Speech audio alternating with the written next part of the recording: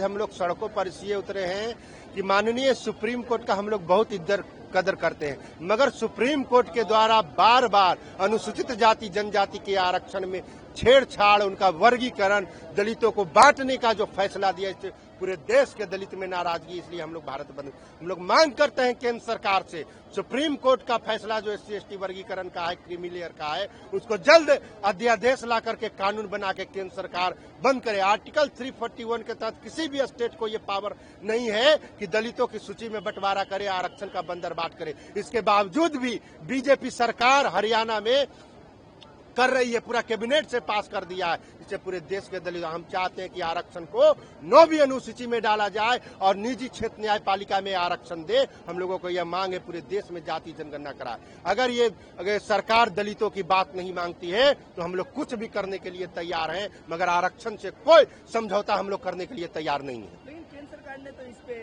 बात नहीं किया है और कहा है कि क्रीमी लेयर का कोई प्रावधान नहीं रहेगा।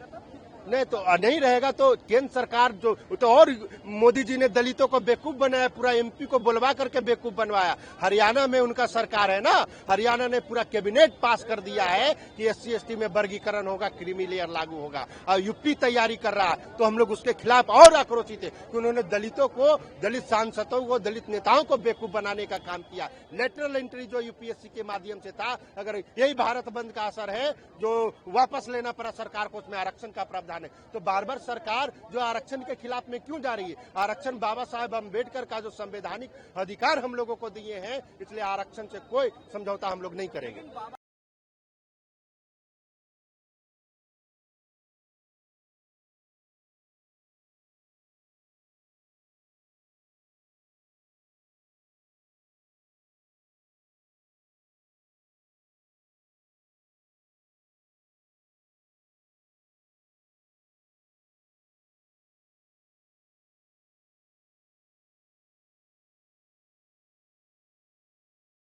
आपको बता दें कि गौतम बुद्ध नगर पुलिस कमिश्नरेट की जो पुलिस है वो पूरी तरीके से सतर्क और अपनी ड्यूटी को संपन्न करवा रही है। इसके तहत हमने जितने भी वाइटल इंस्टॉलेशन है उन सब पर ड्यूटियां लगाई गई है, ब्रीफिंग पुलिस की करी गई है। साथ ही साथ जितने भी इसमें प्रतिभाग करने वाले पार्टी या बिना पार्टी के जितने भी कार्यकर्ता हैं उन सबके साथ 1-to-1 वार्ता हुई है। सबको बताया गया है कि किसी भी तरीके से जो कानून व्यवस्था की स्थिति है उससे खिलवाड़ करने का प्रयास कोई ना करे।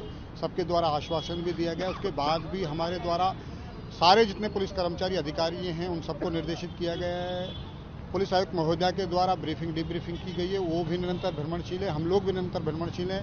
हेलमेट, बॉडी पर डंडा के साथ में हम लोग जो सुरक्षा व्यवस्था है उसको सुनिश्चित करवा रहे हैं। साथ ही साथ आम जनमानस को ट्रैफिक इत्यादि की समस्या ना हो उसको भी दिखवा रहे हैं। तो जो सुरक्षा व्यवस्था है बहुत अच्छे से सारे बॉर्डरों पर हम लोगों ने सुरक्षा व्यवस्था लगा रखी है। तो निश्चित रूप से जो आज का आह्वान है उसे शांतिपूर्वक संपन्न करवाएंगे। ध्यान रखा जाएगा। देखिए, जितने भी इस तरह के तत्व हैं उन पर हमारा सर्विलांस, सोशल मीडिया को हम लोग मॉनिटर कर रहे हैं। साथ ही साथ जितने भी इस तरह के लोग हैं उन सबको चिन्हित करके निरोधात्मक कार्रवाई संपन्न करवाई गई है।